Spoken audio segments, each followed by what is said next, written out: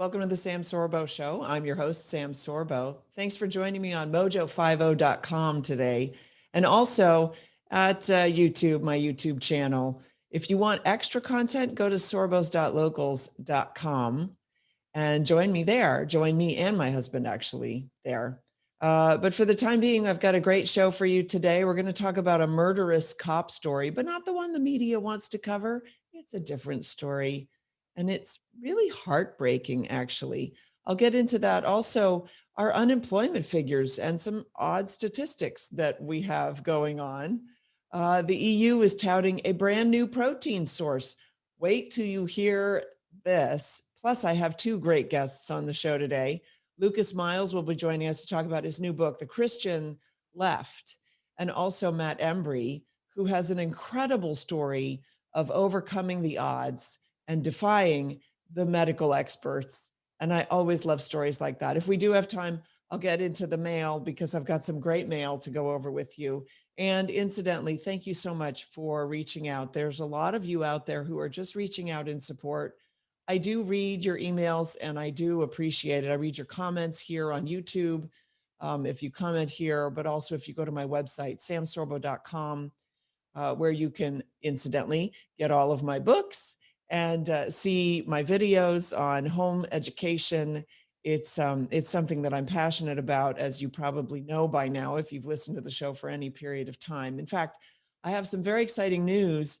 I am planning to go into production on a couple of TV episodic shows that deal with home education and education in general. I've been saying for quite a while that we need to have a national conversation about education and the fact that we really have lost sight of what that word means and what it entails, frankly. Of course, if you don't really understand the meaning, then you stand a much lesser chance of getting it accomplished, right? All right, so our first story up today is this cop story. It's about the cop who allegedly shot Ashli Babbitt inside the Capitol last January 6th. This was a story that was so poignant, and yet it was sort of buried in a sense by the press, probably because Ashli Babbitt wasn't really doing anything wrong. And in fact, I recall, I think it was Tucker Carlson describing the video of Ashli sort of hitting the ground, having been shot, and the look of shock on her face, like, where did that come from? There was no violence happening around her. It was actually quite peaceful, and by peaceful, I mean full of peace, not the new definition of peaceful that we have, which is just sort of whatever I call it. If I call it peaceful, then that's what it is. There really wasn't anything happening around her. She was walking with some people, and then she got shot, sort of out of the blue. And now there's this article. There's more than one, actually. This one's up on populist.press. It's not a site that I've gone to before, knowing that I know of. But this caught my eye because it says cop who allegedly murdered Ashli Babbitt is a Black Lives Matter militant. Now, I look at that and I just say, what? That's crazy. And here's my problem. I'm just a born skeptic. I ask questions all the time. I just can't help myself. I'm constantly testing to verify, right? Reagan said trust but verify, right? And so I seem to be on the but verify part of that most of the time. And the fact that we haven't heard anything about the individual who murdered Ashli Babbitt is troubling to me. And so for that reason, this article caught my eye, and I thought, I want to talk about this because the press has not really discussed Ashli Babbitt. And we have to ask ourselves, is it because she was white? Is it because she was a Trump supporter? that nobody's really talking about the fact that this woman was just murdered outright. You know, and I'm not saying it was with malice necessarily. I don't know how you shoot somebody without a little bit of malice when they're not provoking you. She was unarmed. She was walking in a group of. I mean, it boggles the mind, and yet there's no media coverage of it. There was no very little media coverage of it. And when you have a thug who is gunned down accidentally or on purpose, right? We don't know, but it blows up. It becomes an enormous story in the press, and it's a thug. And I'm not saying that it shouldn't be covered. I'm saying, why isn't her story covered?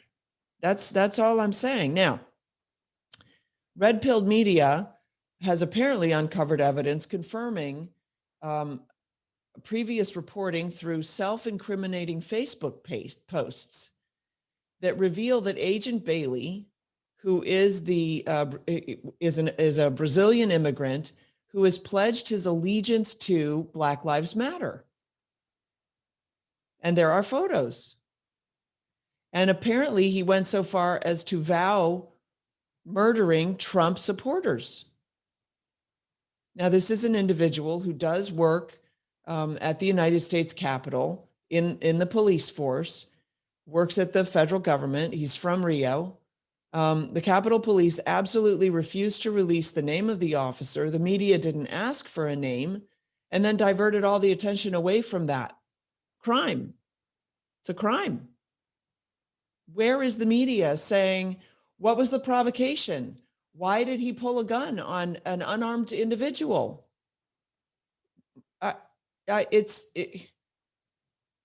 The article continues. In the face of arson, looting, terror, and death by Black Lives Matter over the summer, the DC Council unanimously passed a police reform law specifically requiring the city to swiftly make public the names of officers who use force on citizens.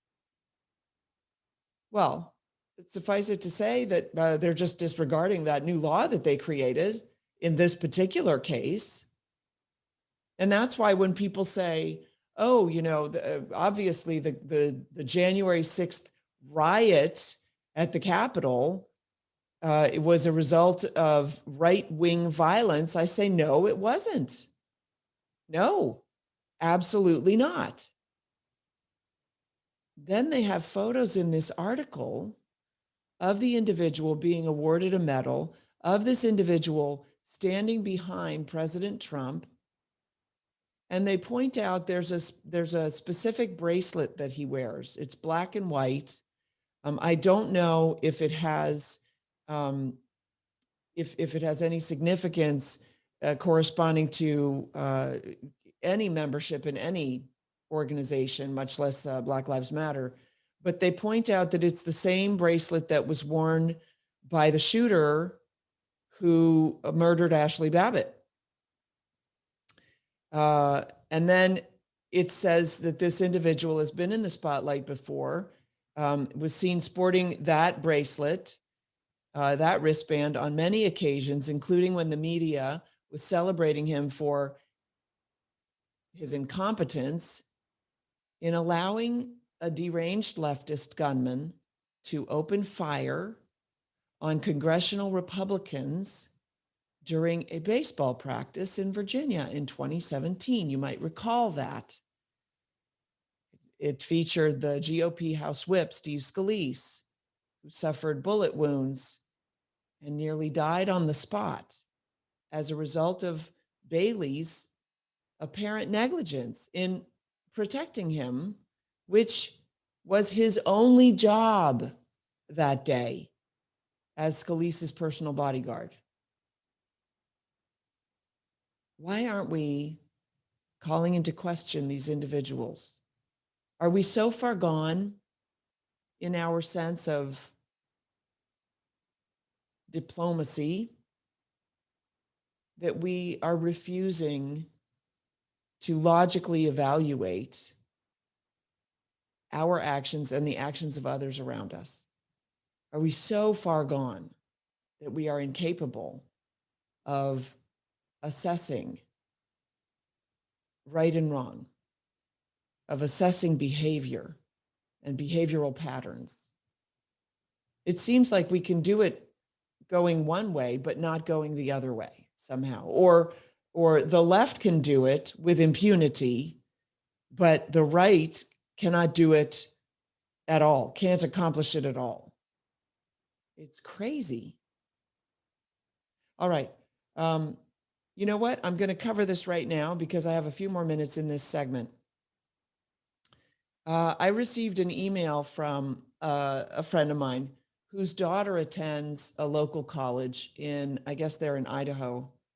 And she was in a health and wellness class at the College of Western Idaho. She got an F on an assignment that she was given about mask efficacy because she took the contrarian point of view, the contrarian to the liberal leftist talking points about how effective masks are and how wonderful they are and how everybody should just really want to wear a mask all the time because we love our masks. Sorry, I did I did a Newsmax hit this morning about masks, and I think I could have done better, but I just kept pointing out the inconsistencies and the fact that, we have people who are saying, you should wear a mask, then you shouldn't wear a mask, then you should wear two masks. There's no consistency, and I would like to see the studies, because the one study that I've seen said that cloth masks were entirely ineffective. That's what the study said. And then you have the stories of the filthy mask. Anyway, ugh, okay. I'm cringing. Wait till you hear the new protein source that we're going to talk about later. Okay. So this is from she's in a health and wellness class at the College of Western Idaho. She got an F on her assignment because she talked about how ineffective masks were. And so they're just going to flunk her out of the class because she doesn't toe the line, which is obviously egregiously wrong. But this was a questionnaire that they sent out to these students who are, maybe graduated high school and new in college. I have only one sex partner, true or false? I always use a latex condom for each act of intercourse, even if I am fairly certain my partner has no infections, true or false? True or false? I do not use oil-based lubricants with condoms. True or false? I discuss STIs and prevention with new partners before having sex. I regularly perform Okay. This one. Which of the following are examples of bisexuality? Select all that apply. Terrence exclusively dates members of the opposite sex. Even dates members of both sexes at the same time. Evan, sorry. Sam has male genitalia, but emotionally identifies with the female gender. Sorry, it does have Sam there. I should have vetted that question before I put it on here. Carla dates a member of the other sex for a while and then dates someone of the same sex. How is this education? How are these questions educatable? Educationary, educable, educative. How? If you have an answer for me, please leave me a message on YouTube or send me an email at samsorbo.com. I find it so incredibly egregious that this counts for schooling and education. I mean, schooling it is, but that it counts as education is, and that parents pay for this. Parents, you're paying for this. Isn't that exciting? You get to pay for your children to be abused in this manner. Abused. All right, off of my YouTube, I do get great emails. Somebody emailed, this is in reaction to my Rubin report. I don't know what SJW even is. Yes, that's right. Because they're leaving you behind. They're reinventing our language. This is why I wrote my book. There? I'm pointing to it anyway. That's why I wrote my book. And if you want to know what an SJW is, you can always get a copy of my book. And you don't have to go to Amazon. You can go to samsorbo.com. I'll even inscribe it for you. But an SJW is a social justice warrior, somebody who works tirelessly on behalf of the wrong things. That's basically what it is. You want a more detailed definition, just go get my book. And then this one from, oh, I got to run. This one from Cammie Wilson. Thank you so much for reaching out, by the way. Yep, schools are not teaching phonics. It's memorization and guessing. Before I took my son out of kinder, he was supposed to memorize hundreds of sight words. Kids get to capacity when they cannot memorize more words, and they end up illiterate. And that is the goal. That is the plan. And that's why my fight is for education. Yes, I fight within the culture as well, because I believe that you can change the culture with entertainment. That's how they've managed to progress so far, so quickly, the left. And I think that it's high time that we took it back. In fact, I'm working very hard to get my film out, the most recent film that my husband and I, Kevin and I did, to get it out, to come out this summer. If you would like to donate, you can go to sorbofamilyfilmstudios.com. We are accepting donations. And if you actually have money to invest, I'm happy to have that conversation with you also, because we need to feed into the cultural narrative with entertainment. However, education is the front line of this war, frankly. So thank you so much for joining me. I'm going to take a quick break for those of you on radio, and for those of you on YouTube, I'll be back in my next installment. Thanks for listening.